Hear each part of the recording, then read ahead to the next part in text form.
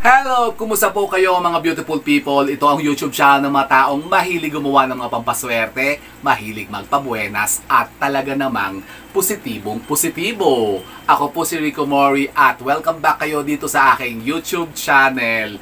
At ngayon po for today's video po ay pag-uusapan natin ang mga sinasabing mga paniniwala na ayaw po ng asin mga meme na ginagawa po natin. Kasi sila po'y maaring magtampo sa atin mga meme. Tayo po'y maaring makaranas ng mga sinasabing mga kamalasan sa buhay. Talaga ba? Opo mga beautiful people. Kaya kung gusto niyo pong malaman kung ano pong mga sinasabing mga bagay-bagay na ito na ayaw po ng asin na ginagawa sa kanya, ay panoorin nyo lamang po ang video kong ito. Go mga beautiful people!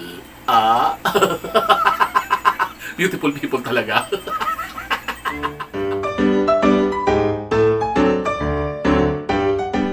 So yun na nga po mga beautiful people, isang mapagpalang araw naman po sa inyong lahat mga beautiful people. Ako parang dilim dito sa side na to. Direct, bakit wala akong ilaw dito sa side na to? Parang may shadow kasi parang hindi pantay ang ilaw, tapos parang ingay naman tong electric fan. Nako tumigil ka, electric fan. Pagka ako'y napuisit sa'yo, babalibag kita.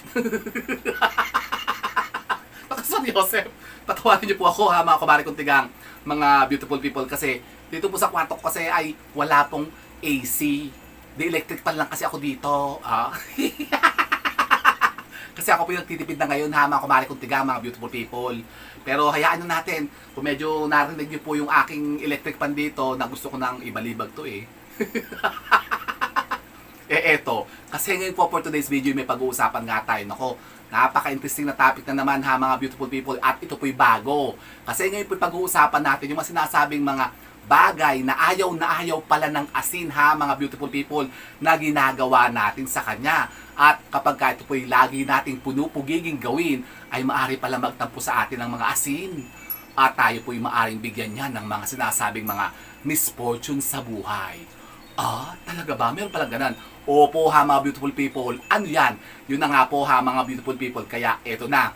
So wala nang masyadong chika-talakis, o without further ado ay umpisahan na natin to. Pero bago yun mga beautiful people, kung kayo mga bago pa lamang po dito sa channel ko, at kung kayo pinapadaan lang po dito, at kung magustuhan nyo rin lamang naman po ang mga videos ko, kayo po'y huwag nang mahihiya. Katulad ng lagi ko sinasabi sa inyo mga meme, mga beautiful people, wala nang hiya-hiya dito. Para naman tayo nagchichika-chika lamang naman dito mga meme, mga beautiful people. Kaya stay tuned lang kayo dyan, at tayo magmamarites naman po dito. So yun na nga po mga beautiful people. Isa-isend po natin mga sinasabing mga bagay-bagay po mga beautiful people na ayaw po ng asin na ginagawa sa kanya. Kasi siya po'y maaari magtampo sa atin, at tayo nga po'y baka bigyan niya ng masinasabing mga kamalasan. Nako, ano-ano yung mga yan? Meron po tayong 6 mga beautiful people na inanda dito sa list natin ngayon na i-share ko sa inyo. Number 1 po mga beautiful people ay iwasan po natin ang... Nako, eto na. Nilista ko mga naglilista na people. Iwasan po natin ang paghahagis o ang pagpapatong po ng asin sa lupa. Direkta sa lupa mga beautiful people. Huwag nyo pong gagawin yan. Nako, malas pala yan. Opo mga beautiful people, kasi yan daw po parang pinaka-malas na gagawin po natin sa asin mga meme. Kasi po'y pinaniniwala ng ating matatandang ngayon na kapag ginawa natin, yan po'y makaakibat na kamalasan sa buhay. Kung baga kayo po mga beautiful people ay maaari maghirap at makaabat ng mas sinasabing mga problema, mga pighati at mga suliranin, mga kahirapan sa buhay. Naku po. Abay, opo mga beautiful people, kaya yung mga nakikita nyo mga nagsasaboy ng asin, sabi daw ipangontra daw yan, yung magsasaboy sila ng asin sa bakuran nila. Huwag nyong gagawin yan mga beautiful people. At halimbawa kayo may mga kaaway ng mga tao, baka yan sinasabi nga sasabuyan kita ng asin. Nako, kasi ako po mga meme, mga beautiful people ay may kilalang ganyan. Kapag ka naiisis po siya mga meme sa mga kapitbahay niya, alam nyo kung anong ginagawa niya? Sinasabuyan po niya ng asin. Naku, alam niyo po ba, hindi lang po sa tao na sinasabuyan yung epekto niyan, yung kamalasan, kundi pati rin po sa inyo. Kayo po'y mamalasin din dyan mga beautiful people, kaya tigilan nyo yan. Huwag nyong ihahagis o isasaboy ang asin, diretso at babaksak sa lupa. Kasi negative po yan. Tapos, meron din po akong alam mga beautiful people, mga meme na merong nagpapatong o nagtutumpok po ng asin sa mismong lupa, sa harapan po ng bahay nila. Nako, kapag kayo po gagawa po ng mga ritual ng mga pangontra na gagamitan nyo po ng asin, gumamit po kayo ng sisidlan. Pwede pa gumamit po ng mga baso o mga platito na mababasagin. Pero wag lang po kayong gagamit ng mga plastic ha, mga beautiful people, kasi ayaw din po yan ng asin. Talaga ba? Opo ha, mga beautiful people. So yun po ang ating number 1. Ang pagsasaboy o paghahagis ng asin, diretso sa lupa. Iwasan nyo yan ha, mga beautiful people. At ang ating pong pangalawa ha, mga beautiful people, ay ito. Iwasan nyo po ha, mga beautiful people, na hihingin po ang asin. Lalong-lalo na kapag lumubog na ang araw at kapag gabi na. Nako, alam nyo po ba ha, mga beautiful people, ay patong-patong na kamalasan ang dadating sa inyo kapag kayan po yung lagi nyong ginagawa. Yung pong lagi kayo nang hihingi ng asin sa mga kapitbahay ninyo. Talaga ba? Abay, opo ha, mga beautiful people, at hindi lang po yun. Kapag kayo po nanghihingi ng asin, tapos kayo po ay nagbibigay din, dawa kayo naman yung hininga, tapos nagbigay din kayo ng asin, nako, doble naman po ang pataw sa inyong kamalasan. Kasi parang ang asin po kasi tinuturing na pera yan. E di syempre kapag hinihingi nyo yan sa gabi, lalong sa gabi, nako, parang pinalalabas yung swerte nyo, pinababawasan nyo yung mga kayamanan nyo at mga pera nyo. Kaya yun, ang nangyayari, magtatampo sa inyong asin, magtatampo rin po sa inyong swerte. Talaga ba? Pero kung hindi nyo po talaga maiwasan ang paghingi po ng asin sa mga kapitbahay po nyo, halimbawa sa mga kamag-anak nyo, mga yung kapisan nyo dyan sa isang compound, dikit-dikit kayo dyan, parang isang pisalang kayo dyan, tapos kayo naghihingan ng mga patis, toyo, ganyan, mga sibuyas, bawang, pati asin. Nako, iwasan nyo po ha, mga meme o mga beautiful people, na hingin po ang asin. Yung mga toyo, yan, patis, hingin nyo yan, okay lang, mga bawang, luya, ganyan. Hingin nyo yan lahat, pati yung mga manok o yung mga laman ng rep ng kapitbahay nyo, humingi kayo. Wag na wag nyo lang pong hihingin ng asin. At kung kayo naman po ha, mga beautiful people, ang may bahay at kayo po ang hihingan, wag na wag po kayo magbibigay kasi malas na malas po talaga yan ang nagbibigay at naghihingi po ng asin. Pero halimbawa kayo po ay magbibigay ng asin sa biyanan nyo, sa nanay nyo. Halimbawa kayo po ay mag-grocery, mamimili kayo sa palengke. Okay lang po yun na magbigay kayo ng asin sa ibang tao. Pero dapat po ha, mga beautiful people, ito po hindi pa sumasayad o hindi nyo pa naisasalin sa mga asinan po ninyo.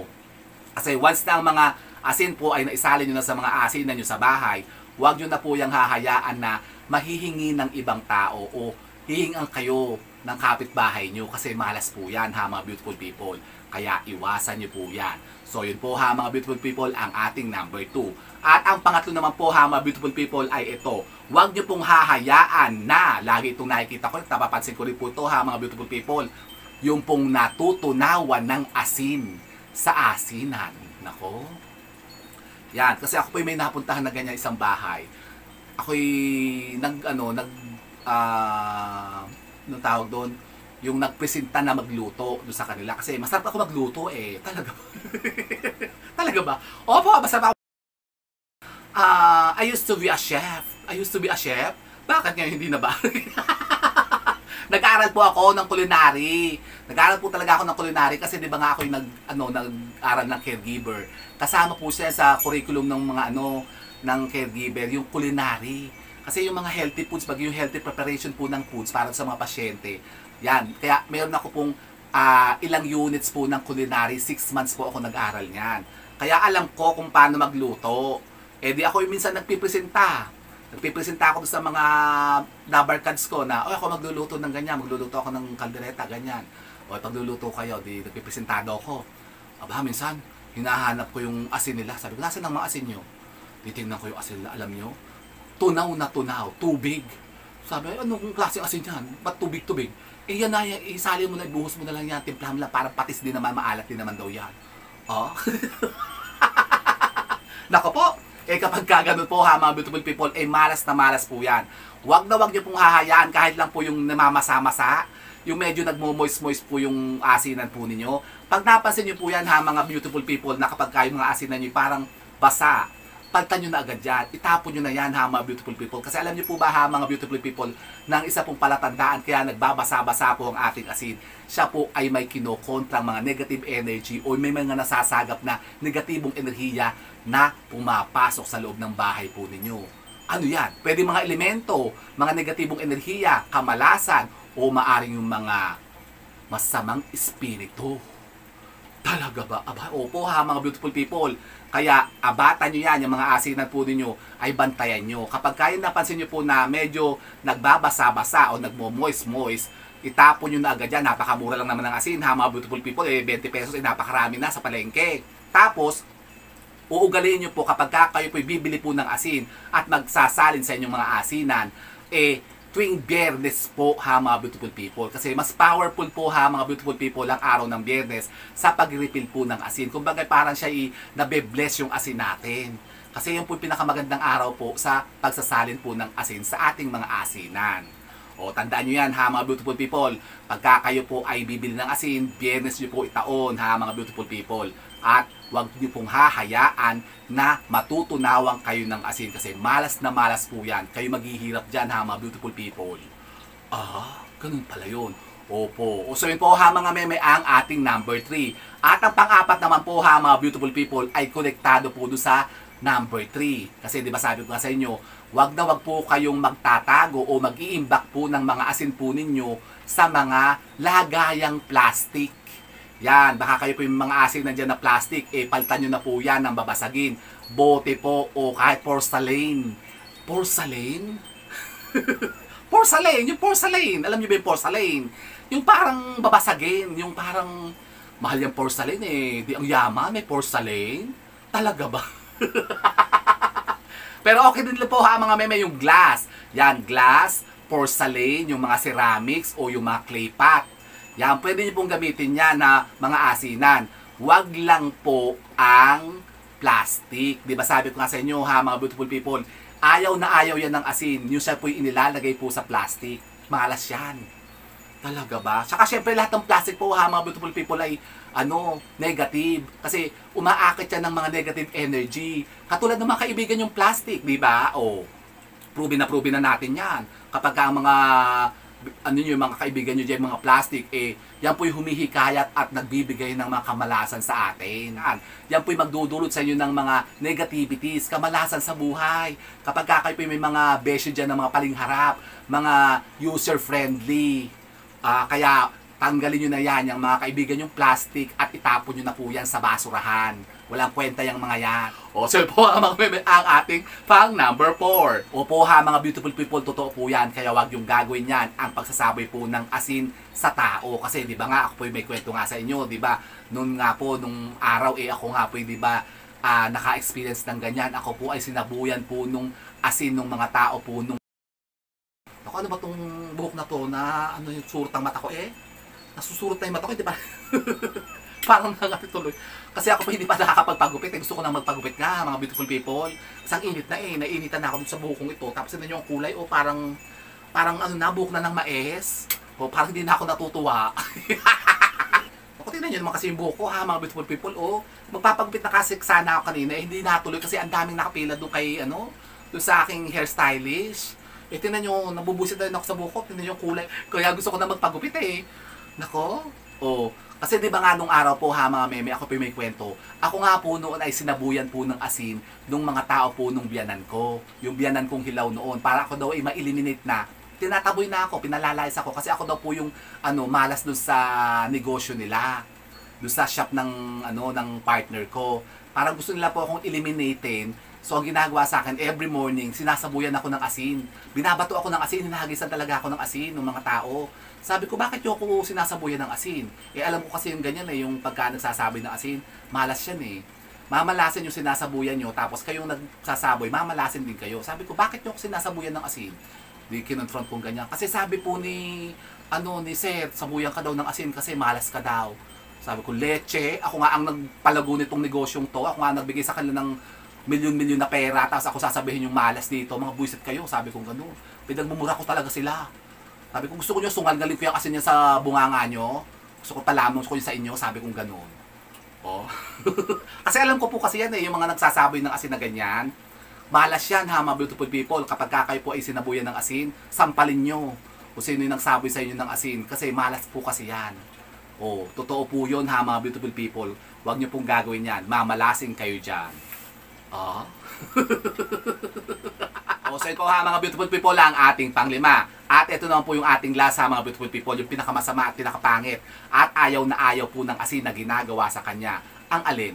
Yung pong kayo po ay hinahayaan yung maubusan kayo ng asin sa inyo pong mga bahay. Nako, yan po yung big no ha mga beautiful people sa loob po ng asin. Wag na wag po kayong magpapaubos ng asin sa bahay po ninyo. Yung parang sinisimot-simot nyo na, yung kinakalhit-kalhit nyo ng ganyan yung lalagyan para makuha nyo lang yung natitirang asin. Tapos itinataktak nyo na siya pataob. Nako, yan po ay sumisimbolo po ng sobra-sobrang kamalasan at kahirapan sa buhay. Nako, bibigat at bibigat ang buhay nyo kapag ginagawa nyo yan. Yung sinasaid nyo na yung asin at wala ng laman. Nako, kayo bumili na ng asin agad-agad para kayo po ay hindi malasin.